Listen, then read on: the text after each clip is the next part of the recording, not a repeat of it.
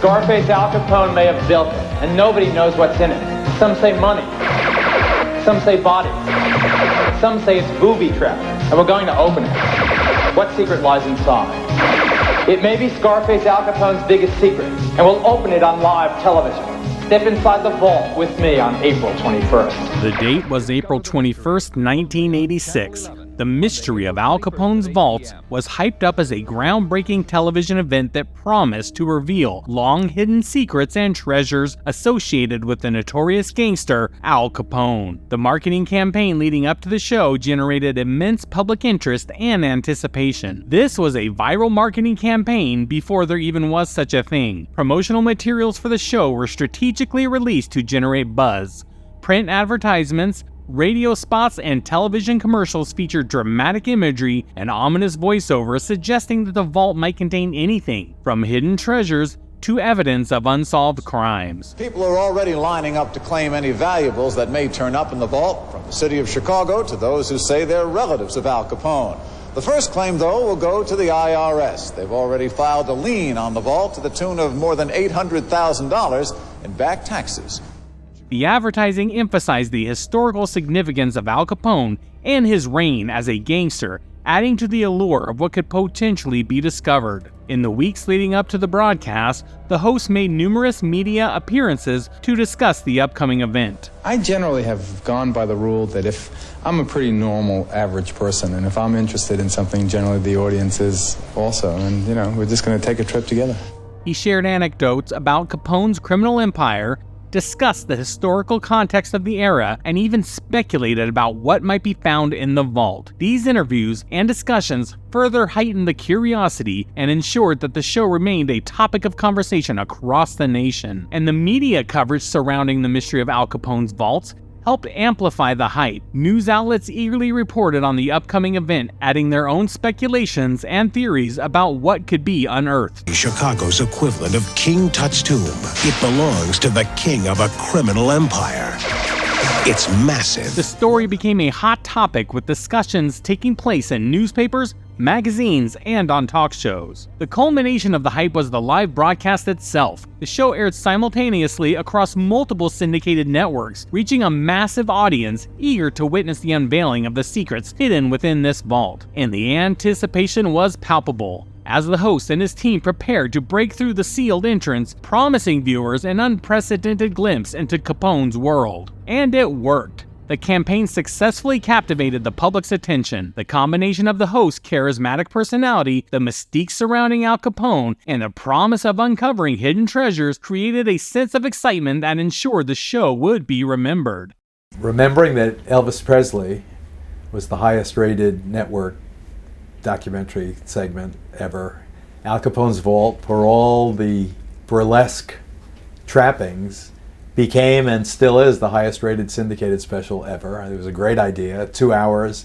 They had found this vaulted space underneath his old headquarters in South Chicago in the Lexington Hotel, and the idea was to open it on live television. And that host was Geraldo Rivera, an American journalist, author, and television personality. He gained widespread recognition and became a household name through his work as a television reporter and host. Although he started his career in the 70s, it was his 1980s syndicated talk show, Geraldo, that really got him the most attention.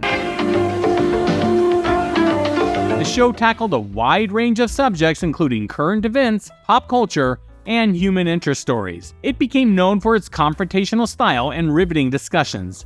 Similar to other talk shows of the time, think Jenny Jones, Sally Jesse Raphael, Maury Povich, etc. Geraldo Rivera is known for his charismatic personality, however he can be controversial. He has been praised for his investigative reporting skills and his ability to connect with audiences. But he has also faced criticism for sensationalism and self-promotion. I remember Geraldo for two things back then: this TV broadcast and getting his nose broken on his talk show. As many of you already know, and as all the rest can plainly see by looking at me right now, our program today on young hate mongers came to an unexpectedly violent conclusion.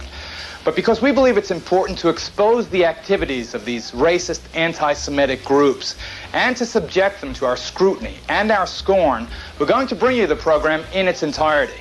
Parents, please be advised that because of the violence and some of the language it contains, this program is probably not appropriate for small children.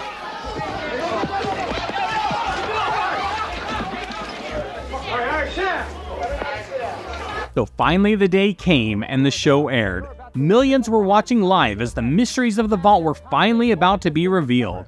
It was a 2-hour live television special and was broadcasted across the United States. The basic outline of the show was more anticipation at the beginning, breaking through that secret vault, and then everyone would see it at the same time live. And we would finally know more about the American gangster Al Capone. The vault was located beneath the historic Lexington Hotel in Chicago, which was one of Capone's former headquarters during the Prohibition era. Some of the things that they promised were historical artifacts, treasures, and possibly even bodies. And when the live broadcast finally commenced, Rivera and his team dramatically broke through the concrete wall that sealed the entrance to the vault. What they discovered was debris and dirt. Yep, that's right, it was a big failure. The vault was filled with just some garbage, indicating that it had been abandoned and neglected for a long time. Don, it was the biggest excavation since archaeologists dug up King Tut's tomb years ago, but the bottom line here tonight in front of the old Lexington was that there were no bodies, no Capone loot, no Capone swag, and no cases of gin or Scotch whiskey were discovered in the basement of the old Lexington Hotel, which once served as the headquarters of the Capone mob. This accumulation of debris further added to the disappointment of the viewers who had eagerly anticipated finding the valuable artifacts. Among the debris, there were a few empty bottles. Some of these bottles were speculated to have contained alcohol during the Prohibition era. However, their presence did not contribute to any significant historical value. The most important thing that was found in the vault was nothing. Yes, that's right, the most notable aspect of what was found inside the vault was the absence of anything of substantial importance. There was no hidden treasures, no secret stashes of money, or evidence related to Al Capone's criminal activities. The vault seemed to have been emptied and left abandoned long before Rivera's exploration. The lack of substantial findings inside the vault was a significant disappointment to Rivera, the television audience, and the media. It became a classic symbol of overhyped expectations and led to criticism and mockery in the aftermath of the broadcast. Despite the disappointment, the live television event garnered significant viewership and became a memorable event in television history. Producer Jocelyn will have the last laugh. 181 television stations carried that special tonight. And incidentally, you'll recall last December, Don and Walter, when plans were announced for the TV special, we compared this to the Andrea Doria TV special hosted by Plimpton with all the ballyhoo, and we said at the time that there was a smell of Limburger in the air on this one. It serves as a cautionary tale about building up anticipation for an event without any concrete knowledge of what lies within. And that could be why now reality shows are not that real. Better believe it!